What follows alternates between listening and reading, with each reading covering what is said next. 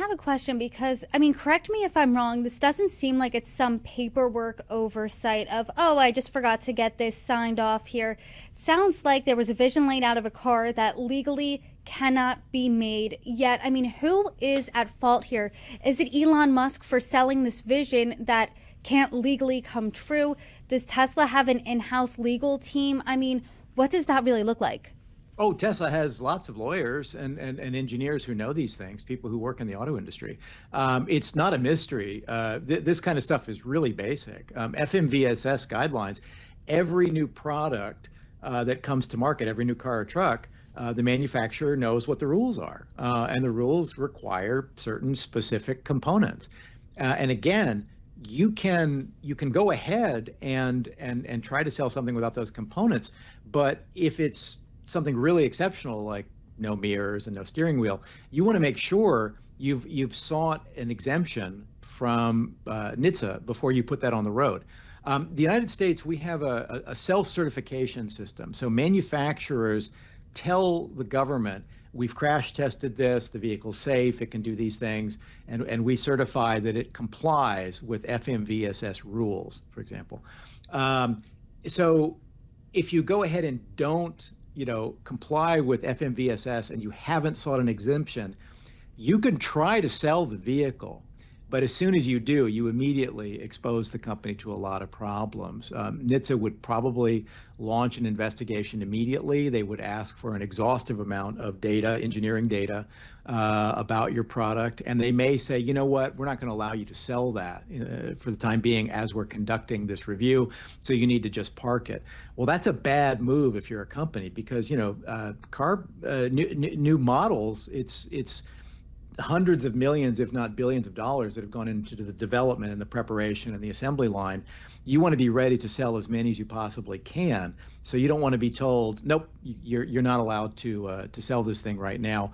Or, NHTSA could turn around and say, you know what, we don't think your vehicle is safe enough. You need to put a steering wheel in this and mirrors and all these other things. So now you have to retrofit it. So the whole thing doesn't make a lot of sense. It's known that this was coming. He claims it'll come in April.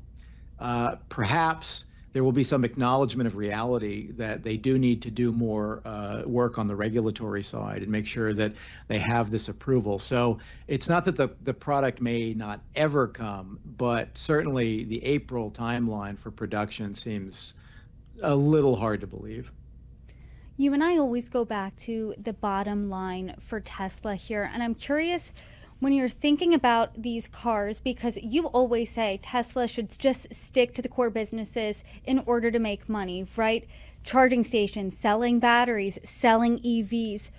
Was the Cybercab ever supposed to be a moneymaker? That's a great question. I don't know. It looks very much like a product that Elon Musk likes a lot. He also liked Cybertruck a lot. And as we've seen, it has turned out to be one of the biggest flops in the market, given the amount of hype and expectation for how it would sell. And it sold very, very poorly. He thought it would do hundreds of thousands of units a year. Its first full year, it did about 50,000. It will do fewer this year. So his taste in new products maybe is not the best. Perhaps, the company needs a stronger team to come up with great new ideas for new products. Right now, the Chinese, frankly, are setting the pace globally in electric vehicles. BYD and Xiaomi and Xpeng and NIO and companies like that, they have come out with really exciting new products. When you see the interiors and all the tech and the big screens, and it's really futuristic kind of stuff. You don't see Tesla really keeping up with that. He believes that the secret is full autonomy, but again, as we said, they're not there yet. Their system is not yet reliable enough. So it really seems like, it's not that they don't have lawyers and engineers who know these things, but he has, it's a vote of one basically at that company, and they do what he wants to do. But what he wants to do, in this case, doesn't look like it's going to work.